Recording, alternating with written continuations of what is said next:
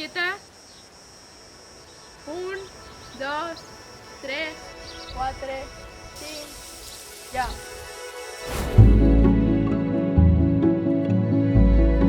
Els primers suports fotogràfics que es van utilitzar van ser el metall, que es feien les plaques metàl·liques amb els que s'obtenien els daguerrotips. Està formada per l'objectiu, un fuelle per on passava la llum. Moltes vegades ens trobem sorpreses perquè aquí en aquesta caixa hi ha Aitona, hi ha Torres de Segre.